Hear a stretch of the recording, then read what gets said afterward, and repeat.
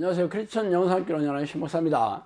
오늘은 악령의 세계와 귀신의 비밀 첫 번째 시간으로 먼저 좀비들의 유혹을 조심하라 대해서 한번 얘기해 볼게요.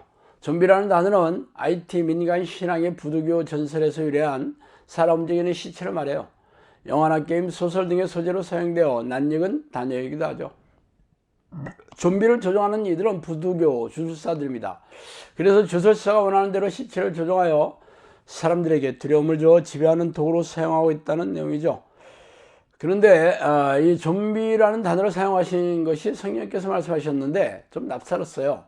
성령께서는 좀비라고 칭하는 이들은 마귀의 조종을 받는 사람이라고 말씀하셨습니다. 즉 귀신들이 사람의 머리를 타고 앉아 자신들의 생각을 넣어줘 조종하는 것이죠.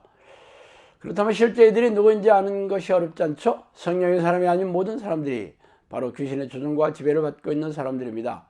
그 중에서도 지위가 높고 학식이 풍부하고 권력이 있거나 돈이 많은 부자들은 사람들에게 영향력을 끼치는 위치에 있습니다. 교회에서도 마찬가지죠. 신학자, 교수, 신학교 교수, 목사, 장로 등의 교회 지도층 인사들이 머리에 타고 앉아 그들에게 자신의 생각을 넣어줘 속이는 이들이 바로 좀비인 셈이에요. 예수님 당시에 바리새인과 서기관들이 바로 귀신들의 좀비였죠. 그래서 예수님은 그들을 향해 독사의 새끼라고 저주하시며 이 독사가 바로 귀신들이잖아요. 두루 다니며 귀인한 사람을 만나면 배나 지옥자식을 만든다고 책망하신 이유입니다. 이 시대의 현대교회도 귀신의 조종을 받는 좀비들이 널려 있습니다.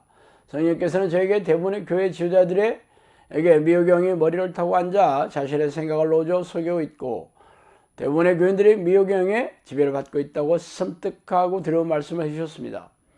그러나 이러한 사실 아는 이들이 전혀 없으니 설령 제가 이 말씀을 드린다 해도 누가 받아들이겠어요.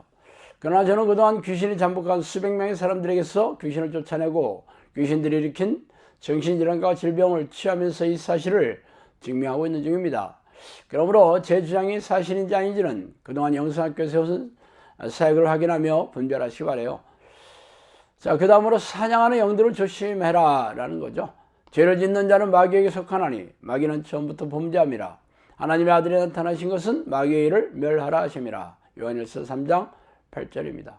사냥이라는 단어는 산짐승을 총으로 쏘아 죽이는 일이죠. 그렇다면 사냥하는 영이란 누구이며 무슨 뜻일까요? 바로 악한 영들을 말하죠. 악한 영들은 죄의 덫을 넣고 걸려들게 만들어 불행과 고통에 빠지게 하여 생명과 영혼을 사냥하여 지옥의 불길에 던져지게 하는 놈들입니다. 그래서 예수님이 이 땅에 오신 목적이 바로 사람을 하여금 죄를 짓게 만들어 속박하고 포로로 만드는 마귀의 악행을 더 이상 못하게 하시기 위했죠. 그래서 죄가 하나도 없으신 예수님께서 우리의 죄를 대신하여 십자가에서 죽으심으로 그 보혈의 공로를 믿는 모든 백성들에게 의롭다고 인정해 주신 것입니다. 하나님은 거룩하시기 때문에 죄를 미워하시며 죄인을 가까이 하실 수 없는 분이에요. 그래서 죄가 없는 의인들을 천국에서 영원히 같이 살고 싶어 하시죠. 그래서 이를 시기하고 질투하는 마귀들과 귀신들은 하나님의 백성들이 천국에 들어가지 못하도록 집요하게 공격하여 죄인으로 만들어 지옥의 불구덩이에 같이 던져 들어가려고 수단 방법을 가리지 않고 공격하여 생명과 영혼을 사냥하고 있는 이유입니다. 그러나 현대교회에서는 3분짜리 영접기도를 마치고 주일 성수를 하면 구원을 받았다고 가르치면서 거룩한 하나님의 교회에 어떻게 마귀가 범접하며 비친 하나님의 백성들에게 귀신들이 어떻게 공격하고 잠복할 수 있냐며 선문답 같은 얘기만 하고 안심시키고 있으니 기가 막힌 일입니다. 그렇다면 계시록에서 이기는 자가 생명책에서 이름을 지우지 않겠다고 하신 예수의 말씀을 무시하고 멸시하는 게 아닙니까? 이기는 대상은 죄이고 죄를 부추기고 죄를 짓게 하는 마귀들이죠. 그러므로 이들의 정치와 공격을 알아채고 조심하여 이들의 덫에 걸려 넘어지지 않도록 해야 하며 이들이 공격하여 피 터지게 싸워 승리해야 합니다. 그러나 현대교회는 귀신의 정치와 공격에 무지하며 거짓된 가르침으로 귀신들의 공격으로부터 안심시켜 영적 잠에 빠지게 하고 있으니 기가 막힌 일이죠. 영적 잠에 빠지게 된 이유는 묘교영이 현대교회 지도자들을 속이는 데 성공했기 때문이죠. 그러므로 악한 영의 정치와 공격에 무지한 사람들은 천국에서 얼굴을 볼 일이 결코 없을 것입니다.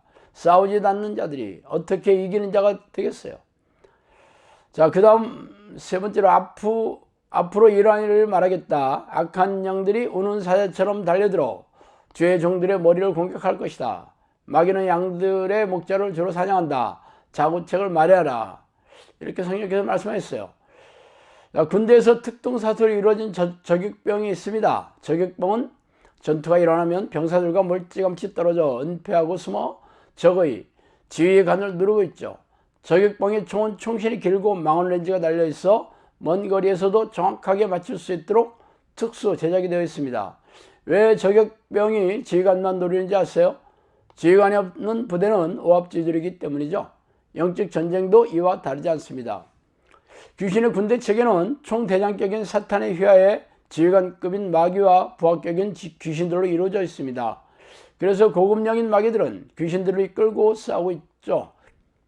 그래서 지휘관인 마귀들은 교회 지도자를 집중적으로 공격하여 교회를 무너뜨리고 있습니다. 특히 종말이 가까울수록 마귀들은 더욱 사나워져서 흉폭하게 나뛰고 있습니다. 교회 지도자들은 신학자나 목사, 장로, 권사들의 중직자죠. 이들에게는 미혹영이 마귀들의 머리를 타고 앉아 자신의 생각을 넣어줘 속이고 있음 물론이죠. 그래서 성령께서는 자구책을 마련하라고 명령하신 이유입니다. 자구책은 교회 지회들을 집중적으로 공격하는 이 미혹영의 정치와 공격을 알아채고 이들의 공격을 방지하고 쫓아내야 할 것입니다. 그러나 안타깝게도 현대교회에서는 거룩한 교회에 어떻게 귀신들이 범접하며 비친 하나님의 자녀에게 귀신들이 어떻게 잠복하느냐는 그런 선문답 같은 얘기만 하고 있으니 기가 막힌 일입니다. 이 같은 목사들의 생각은 죄다 미혹영에 속아서 영적 잠을 자고 있는 증거죠.